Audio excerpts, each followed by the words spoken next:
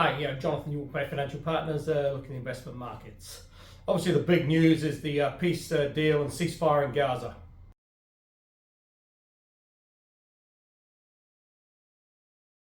Now, that's obviously pretty historic, but as with many of Trump's sort of announcements, the headline looks very good, but the details are a little bit thin on the ground.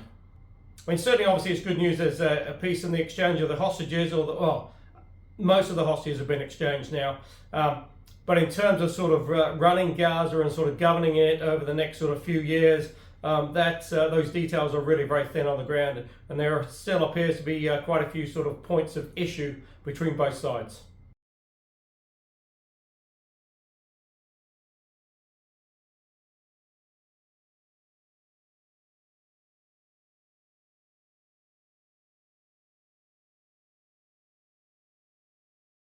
Now, the other big news obviously was Trump coming out over the weekend and saying that China's rare earth policy now was unacceptable, and it would be imposing 100% tariffs on Chinese goods.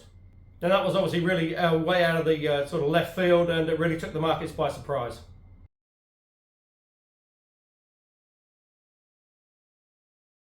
But as usual, there was a qualifying fact that that was started on the 1st of November, and potentially there was room for negotiations and talks to take place beforehand.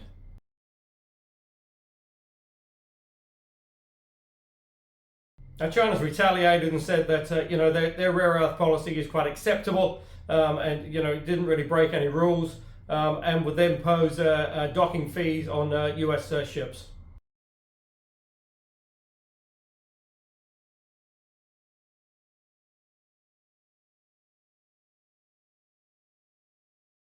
So that obviously sent the market into a bit of a sort of tailspin, a really big sell-off, but then the market has recovered most of those lost points.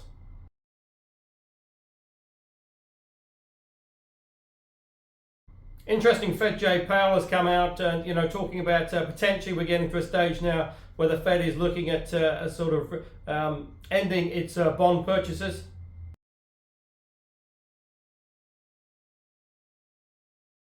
Also had some interesting comments on CPI as well, obviously with the government still shut down and no data being released, but it looks like the Bureau of Labor Statistics will be allowed to release the CPI data, which he indicated would be up slightly, and that's a result of tariffs.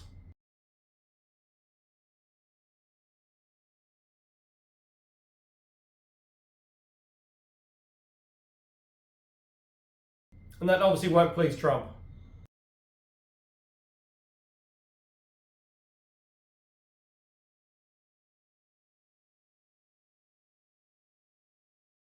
And Trump was further annoyed as well that he didn't get the Nobel Peace Prize.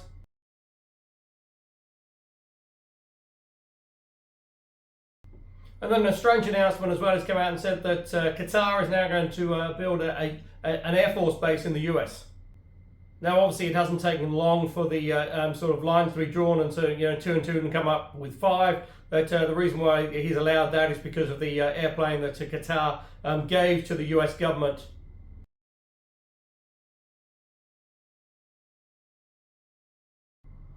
But interesting as well, this has really upset his base. The MAGA base is not happy with this decision.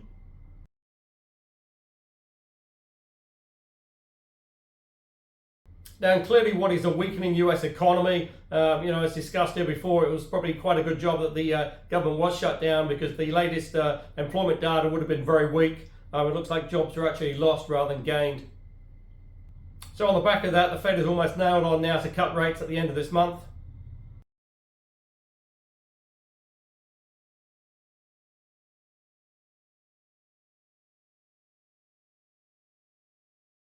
And that's certainly been reflected in the term rates. The 2-year is 252, the 10-year is 402, and the 30-year is 461.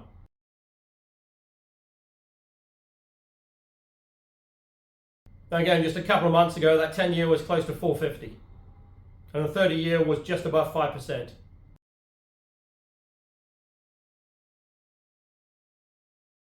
So if the Fed does cut at its next meeting, will we then see a further cut before year end?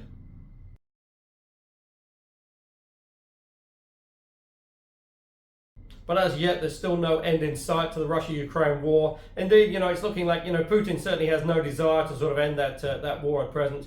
He clearly thinks he's got the upper hand.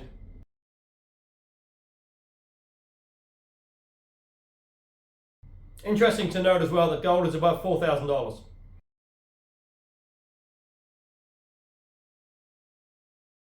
Now, on the back of the latest spat between China and the US, and clearly a weakening US economy, oil is back below $60 at 58.80 and change.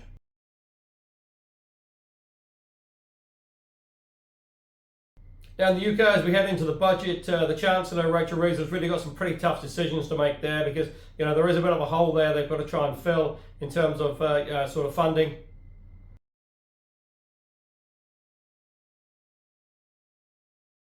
But also as well, obviously, you've got a weakening economy. Interest rates need to come down, but you've still got rising inflation.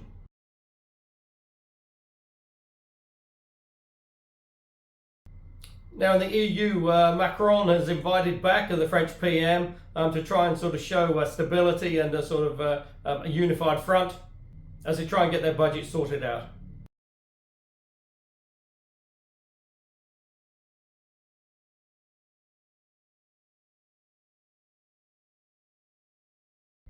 But as for the rest of the EU, obviously, as we head into those sort of colder winter months, it's just going to be interesting to see energy costs, although that's obviously being helped by the fall in oil prices.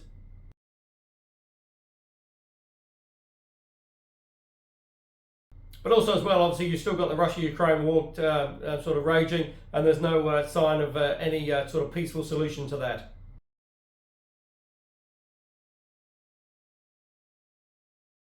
Now, in Australia, with the Reserve Bank leaving rates unchanged, the next meeting is the 3rd and 4th of November. Will they cut then?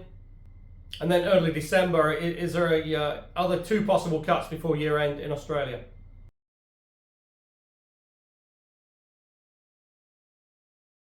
Now, here in New Zealand, mortgage rates are falling after the Reserve Bank did cut the interest rates there in the OCR by 50 basis points. Potentially, there's another 25 basis point cut in November.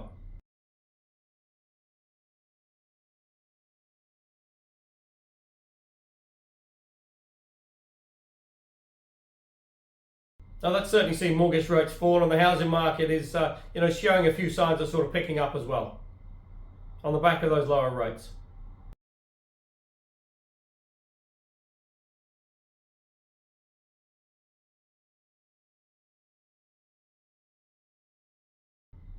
And what is hoped, obviously, with the lower rates, there will then be more disposable income that will then help the rest of the economy.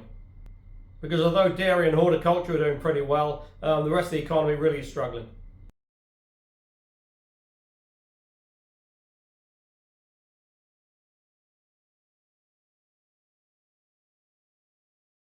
And that's obviously very important, obviously, as we head into the sort of November, December, which traditionally are big spending months.